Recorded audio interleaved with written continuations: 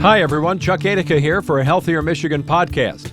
We're bringing you a few bonus episodes from conversations at the 2022 Mackinac Policy Conference.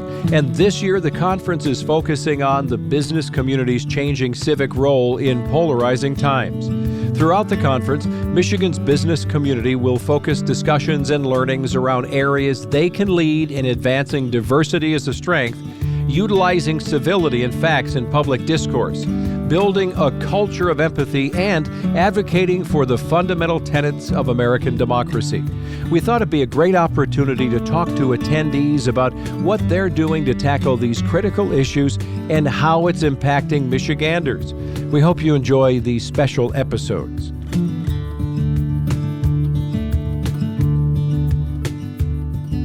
On today's show, we'll be talking with CEO of the Michigan Health and Hospital Association, Brian Peters, President of Healthcare Operations and COO of Henry Ford Health Systems, Bob Riney, Senior Vice President of Public Affairs and Communications for the Michigan Health and Hospital Association, Ruth Ann Sutterth, and CEO of the Michigan State Medical Society, Julie Novak. First up is CEO of the Michigan Health and Hospital Association, Brian Peters. Good to see you.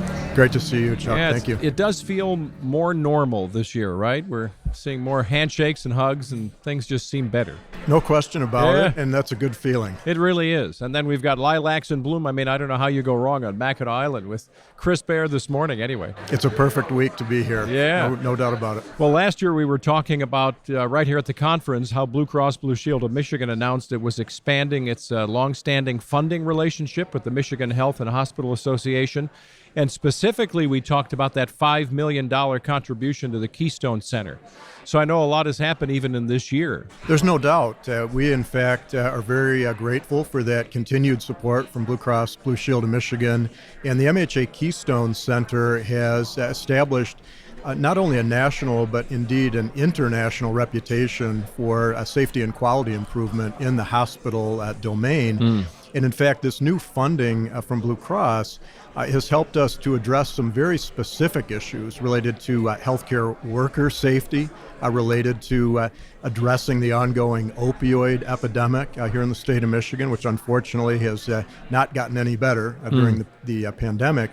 And then a focus on maternal health. And we understand there are some real inequities right here in the state in terms of the outcomes in the delivery process for white women and women of color. And we want to do everything we possibly can to address that issue. And this funding will help. So talk specifically about patient safety. What have you seen in terms of outcomes in the past year that you can share with us? Well, there's no question that some of this work that Blue Cross is funding, we have been doing for quite some time based on Blue Cross's financial support going back indeed over the last 15 years. Okay. And so we track that data year to year. Yeah. We know that things like medication errors, things like wrong site surgeries, things like patient slips, trips, and falls, which are a very serious concern, particularly with elderly patients.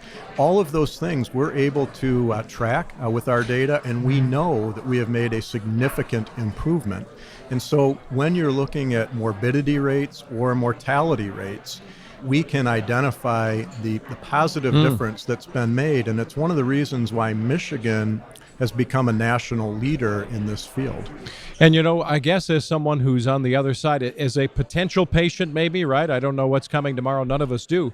This idea of patient safety doesn't always bubble up to the top of my mind. I make assumptions that everything is safe, but to know that there's actually a process for improving safety makes me feel more comfortable. Absolutely. In fact, it should go without saying that when you come to a Michigan hospital, you want to have a good outcome and not have to worry about those things that would cause further harm. And we really spend an awful lot of our time and energy in developing processes that minimize the risk of a medication error, that minimize the risk of a hospital-associated infection, because those infections, when you're dealing with patients who are immune compromised, who are not at their very best when they come to a hospital, they're dealing with all sorts of different challenges.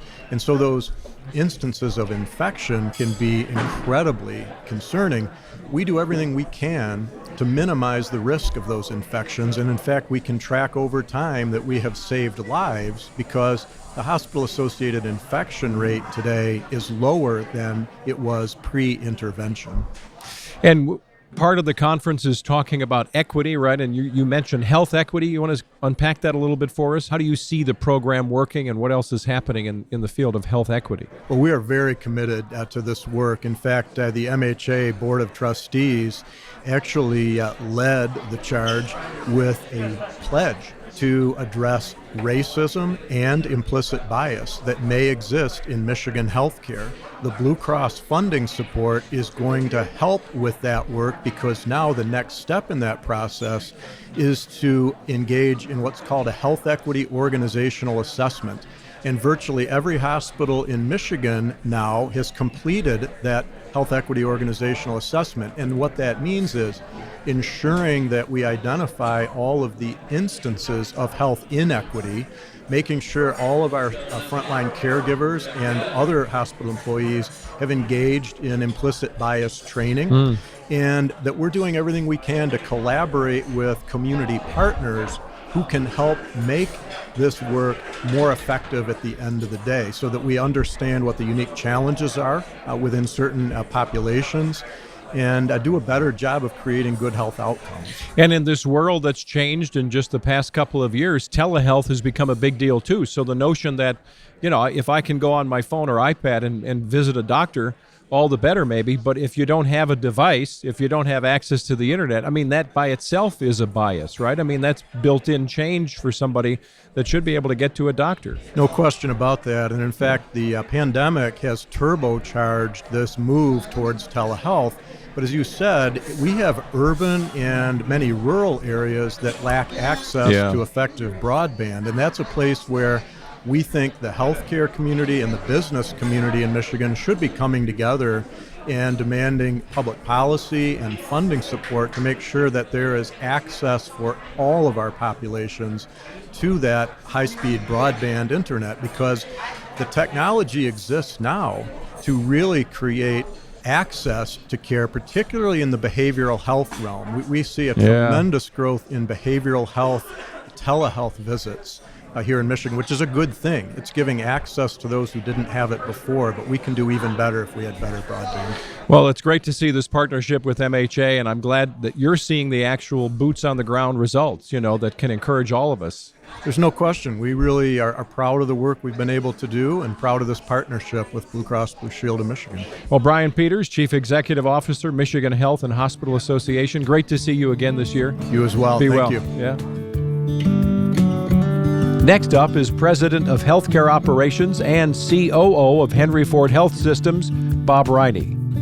Bob Riney, who's President of Healthcare Operations and Chief Operating Officer for Henry Ford Health Systems, is joining us, and we're in this dining area right here, Bob, so sometimes we get a lot of background noise and sometimes it's a lull, but right now we've got it. We can talk over all of them. Yeah, good to see you. Good to see you, Chuck. Yeah, thanks so much. So talk about this period we've come through and what may have changed during the pandemic. I guess looking broad on the landscape in so many different ways, what are some of the biggest changes you've seen in this past couple of years relative to healthcare? It's been, I've been in healthcare almost 40 years, and these last 2 years have been remarkable on so many fronts. Yeah. And I will just start off by saying not what's changed, but what was reaffirmed, and that's that we are so blessed with healthcare workers that just give it their all, and even give it their all when the road isn't clear. And when COVID first hit, the pathway was not clear, and so the innovation that healthcare workers put in place to try and deal with such an untenable situation is something that not only we should be proud of, but we should hold dear. And so that's first. We were talking a few minutes ago, you and I go back to a time we were honoring healthcare workers, and I don't know if, to be honest, as much as I enjoyed that for several years, I don't know that the word heroic would have leapt off my lips, although I know the stories we told were indeed heroic about hours given. That word hero is bantied around sometimes in a flimsy way. frontline healthcare worker heroes is something we can really, really be proud of. Yeah, I don't think there's a word that better describes an individual that has to go into a situation that is filled with unknowns. Yeah. Go back home to their family, not knowing at the time early on whether they were bringing the COVID infection back home, and then going back day after day and doing it again, and not knowing from shift to shift whether they were going to have enough supplies, but making sure that the patients came first. And obviously things have gotten so much better. We've learned so much about how to manage the disease, but those early, like 10 months, they were the equivalent of a military on the front line. Sure. There's no question about that. And unfortunately, like military on the front line, some of them have PTSD. I mean, some of them have a lot of trauma, and it's led to this, burnout, and also just the loss of people that have said, I can't do it anymore. Mm-hmm. And so that's put the healthcare industry in a real imbalance from a supply and demand of talent. So, the one thing that you really realize is embrace your talent and really try and meet them where they need to be met when they're really doing everything and beyond. What other changes did you see? Because in this process, it was like we had to get used to, technology and Zoom calls, but I know telehealth was something that bubbled up very quickly, like on steroids, right? What else have you seen in that rid? Well, telehealth not only bubbled up, but we learned how to use it as a permanent part of the healthcare system going forward. And so there's oftentimes a real need for a personal face-to-face encounter with a physician. Nothing will ever replace that. But sometimes those follow-up visits, when you just need to see how the person's doing, those can be done virtually in a way that's great for patients and for physicians. And I will tell you where it's really helped is behavioral health. Behavioral health, which has been on-site face-to-face for a long time, the cancellation or no-show rate was very, very high because it takes a lot of courage to go into a behavioral health environment. Yeah. With virtual care now being responsible for 70+% of all behavioral health visits, cancellations and no-shows have dropped dramatically, which means people are getting the connection they need when otherwise they weren't. And it takes that stigma away. And so that's an example where it's a permanent change. And with all the mental health challenges in the country, the more access we can provide, the better we're all going to be. So that's kind of a pivot point to not looking all at the things that weren't going well, but opportunities that pose themselves. So there's a good example, right, of something that was a gem that kind of came to the surface. What other opportunities have you seen in this past couple of years? One of the things the pandemic forced us to look at is, are there situations where people get hospitalized that if they had the right setting at home, that we could actually bring the care to home and not have to hospitalize them. So there's a movement called hospital at home, and you have to almost think of home health care on steroids. Okay. This is a whole care team coming in and helping the individual remain at home, even though they're fairly sick and need constant monitoring. So things that would normally require a 2 to 3 day hospital stay, in some cases can be done in the home. That's important for a few reasons. One is, it allows us to use hospitals for those that are really, really complicated care and use our staff. Number two, people in general are more stress-free and relaxed in a home environment with their loved ones around them. And it actually has an impact on healing. So, there's a lot of power in that, and we're learning a lot. Like a lot of things, one size doesn't fit all. There are some patients that the thought of people coming into their home is actually anxiety producing. And so in that case, we say, okay, well, we will hospitalize you because you do need, comprehensive care. And for others, unfortunately, they don't have a home setting that's actually appropriate or safe. So we're trying to learn a lot about how we help keep people healthy and produce healthy lives. And yet, if I could stay home and have that health care and I had my dogs with me and, the care of family, I would think that idea of impact, high impact, would be there for many people. One of the darkest moments of the pandemic, and it was absolutely necessary, but when hospitals had to ban visitors and loved ones to come in because of the incredible pandemic, the toll that took on both patients and caregivers Yeah. really validated that when you are vulnerable, you need to be around loved ones. And sometimes those loved ones are pets, sometimes they're Yeah. other individuals. And so to your point, that was unbelievably stressful on everyone involved. Yeah. And so this movement, I think, has a lot of value. What is value-based hospital care? And I know you're getting involved in that. There's a shift to it going on, right?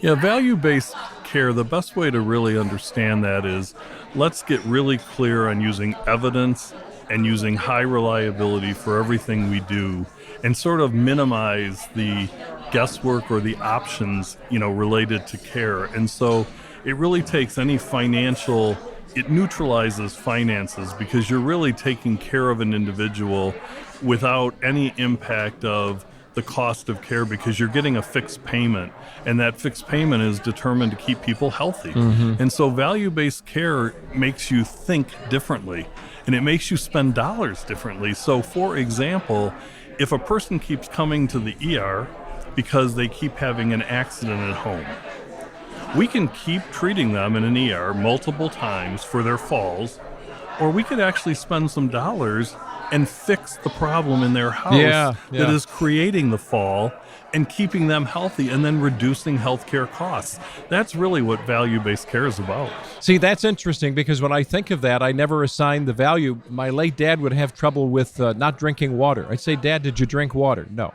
What did you have for lunch? I had one of the fast food burgers filled with sodium, and then he'd wind up in the ER because of blood pressure issues. But it happened so many times that all he had to do was drink a little water. And in the case of our family, there were the reminders needed, which I know now can shift to high-tech reminders, phone calls. So that was a very easy fix that we were able to instill, and I guess that would come under that umbrella of a value-based change. Right? It absolutely would, and dehydration is a major source of people coming into ERs, Interesting, especially with older people. And technology will never replace the human touch, but there's now devices where people fill them up with the amount of water in a day, and an alarm goes off. Correct. If you're not utilizing it, and that's really important for seniors. If value-based care keeps people that don't need to be in nursing homes out of nursing homes and don't need to be in hospitals out of hospitals, we've really improved their quality of life. Well, that's great to hear. Bob Riney, who's President of Healthcare Operations and Chief Operating Officer, Henry Ford Health Systems. Great to see you. It's great to see you, Chuck. I'm glad, that's my team, by the way, Henry Ford. I'm just saying, I'm just glad I'm part of the same team because I always feel good about it. Well, we've got a marketing campaign out now, so I can officially say you too are Henry. Good to see you, Bob. Good to see you. And now, Senior Vice President of Public Affairs and Communications for the Michigan Health and Hospital Association, Ruth Ann Sudderth. Great to see you again. It's great to see you. It's great to be back. Thanks for having me on again. We just had CEO Brian Peters with us talking about MHA and hospitals and connections and all the things that are going on, that some of the things we know in this time and some of them that we don't. The challenges, et cetera. So talk about initiatives the MHA is focusing on that have emerged during and now as we hope we're all coming out of this pandemic. Well, how much time do you have, Chuck? The list is it's long. Open-ended. I'll just give notice. We're going till Friday. Absolutely. I'm sure Brian touched on quite a few key issues. And, a couple of things have really emerged during the pandemic, which isn't over, but we're learning to work through it, that I think are really here to stay and are going to change the way patients receive care and that we deliver care. One big focus area for us is obviously the healthcare workforce. They're burned out, they're exhausted, and we don't have as many of them as we need to take care of patients effectively. So we're very focused on working with our hospitals and health systems on recruiting new workers into our healthcare workforce and finding new ways to market those job opportunities, which stay here in our country, which are good paying jobs. Healthcare is one of the largest employers in Michigan, the largest private sector employer in Michigan, actually. Hundreds and hundreds of thousands of direct jobs. And so we're really focused on finding ways to bring folks back into the workforce that are new workers, but also finding ways to take care of our workers that are exhausted after the last couple of years, making sure that their workplace is safe, and they don't have to worry about getting harmed when they're at work, which is a big issue because the public and the patients and their families are stressed as well. So we're focused on their safety, on their psychological safety, and making sure that we design work in a way that they can take breaks and get the time they need with their families, and that they're safe when they're at work. So workforce is a big focus for us. And another example is virtual care. Before the pandemic, folks would occasionally seek a telemedicine visit. You know, the Blues have a platform as well where telemedicine is offered, and a lot of our health systems did as well. But that's become a real big focus area. Yeah. Folks can now get a lot of different kinds of care from their iPad or from their phone, either on a phone call or on a web visit, which just wasn't the case before. And now it's getting paid for as well. So we are really focused on growing those virtual care platforms, which we think can provide great continuity of care for our patients. You've talked about a couple things. I guess I never really gave much thought to the idea of safety in the workplace. Like we've heard the headline stories with flight attendants, right? Never thought about it so much with healthcare workers. Absolutely. Violence against healthcare workers was a big issue before COVID, but it's really been exacerbated by the stress, again, of the people coming into our hospitals. Yeah. And so, in the legislature, we've focused on efforts to increase penalties for people who are violent against healthcare workers. Our nurses are often the victims, and other workers, not just nurses, the victims of verbal assault, physical assault, and it's quite stressful. They shouldn't have to worry about those things when they're going into their workplace, when they're there to take care of people. Yeah. And it's supposed to be a nurturing place. So we're very focused on that. We're part of an initiative with the American Hospital Association, Healthcare Against Violence. And so this is a focus area of all our hospitals, not just in Michigan, but across the country. In trying to appeal to the sensibilities of a young person who you want to bring into the fold, right, in terms of healthcare, are you finding that the notion of, and so many stories were out there about the healthcare heroes, many times when that happens, I've even heard with the recent new Top Gun movie, this is a time when our U.S. military will find people stepping through a door saying, hey, I'd like to sign up because, man, I just think that was the coolest. We heard a lot of stories, though, of the downside of healthcare workers and the stress and the mental health. But do you find that there's also an inspiring story that young people can say, I'd like to join that team because I could really make a difference? Absolutely. We ended up talking to a lot of healthcare workers late last year to understand what was making them leave the workforce and what could we do to bring them back in or keep them.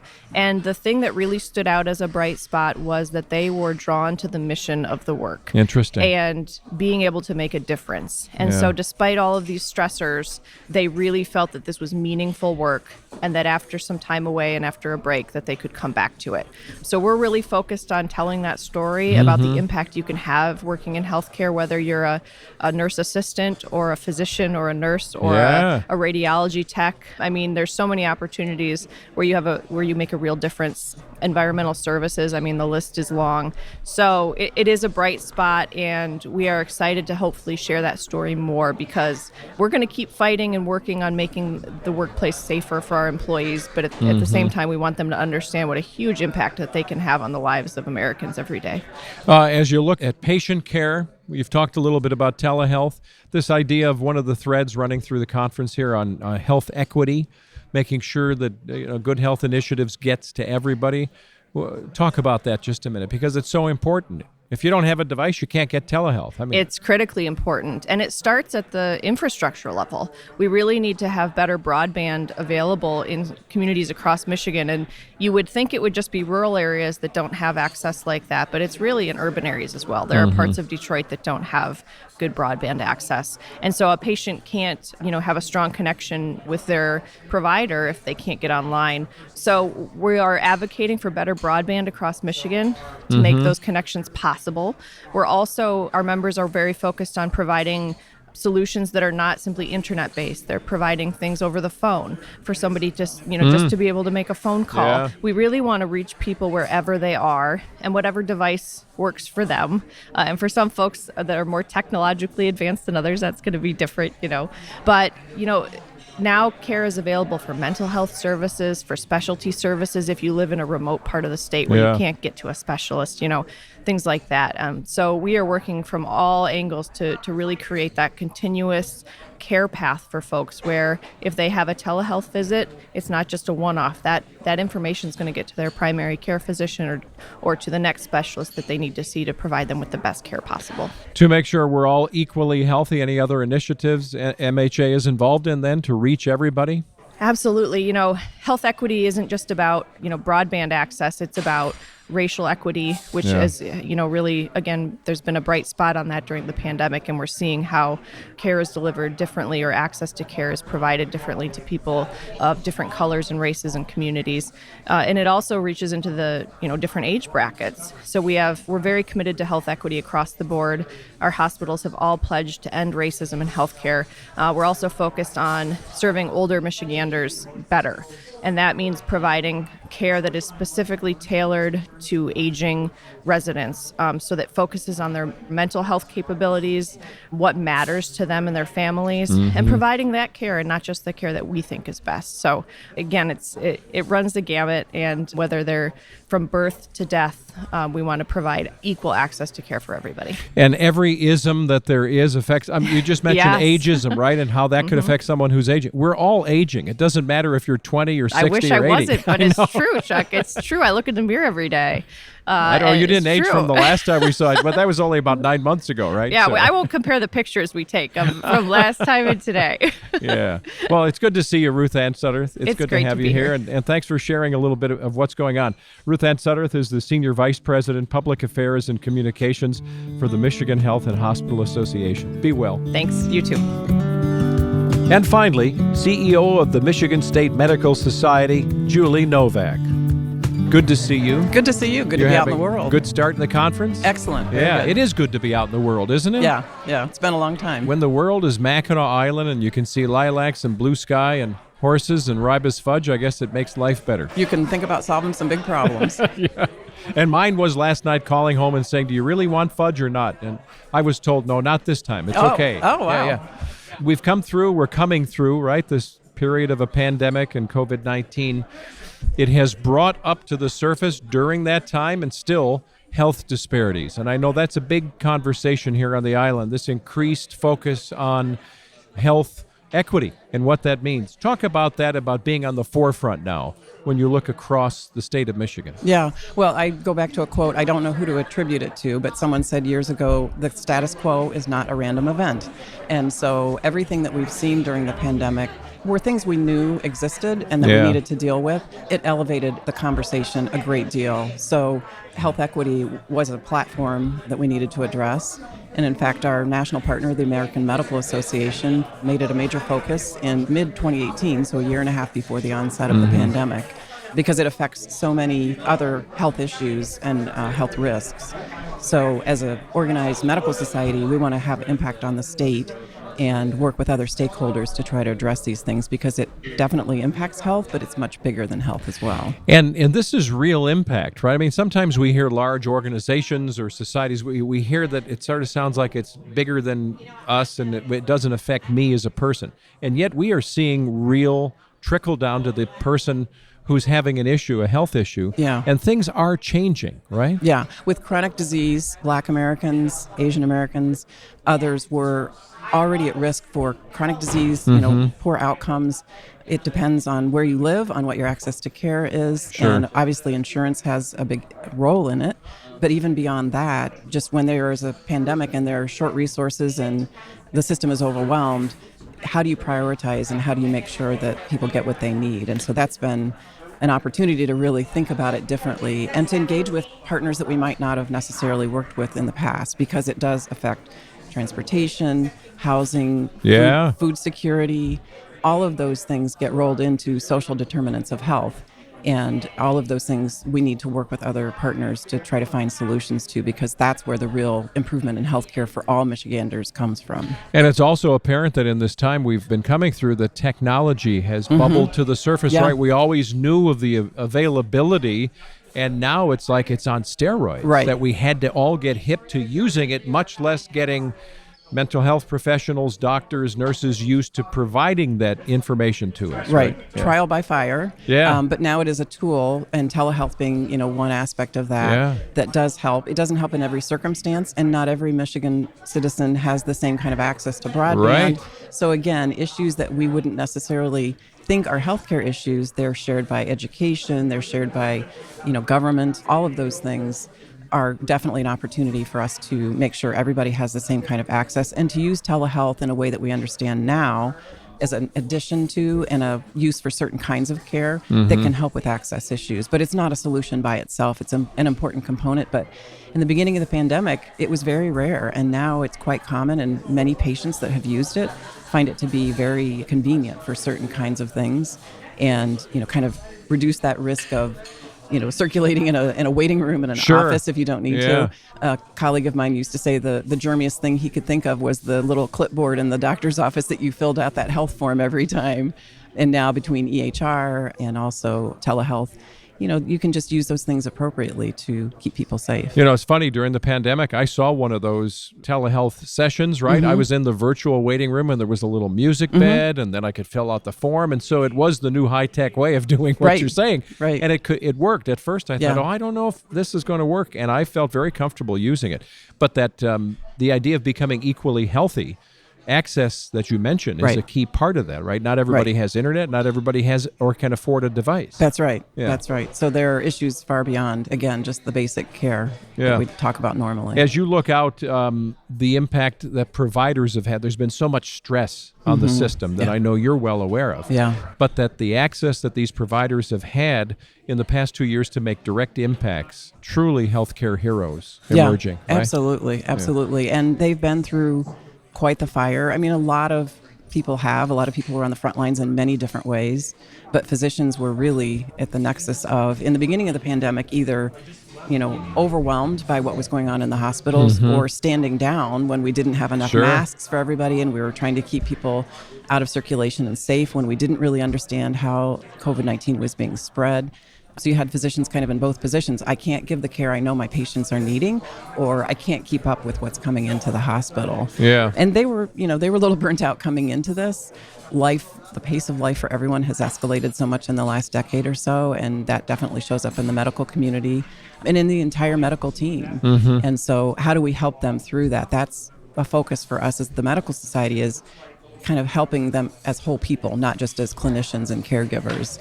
And again, the pandemic makes that much more important. That's encouraging for me to hear, because you're having to look at ways to take care of the people who take care of us. Right, exactly. Yeah. Who cares for the caregiver is the question I always ask myself, whether that's a doctor or the spouse of someone who's very ill.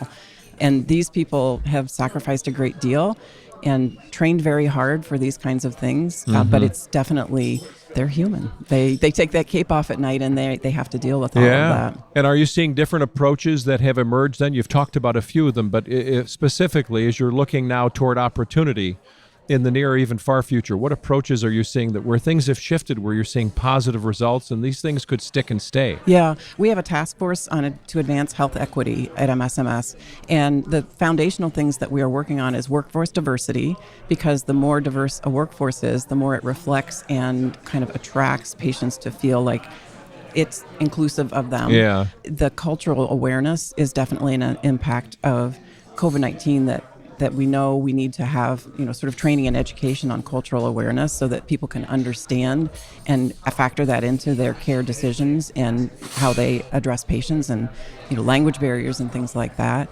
Social determinants of health, how can we impact that? Again, who do we partner with?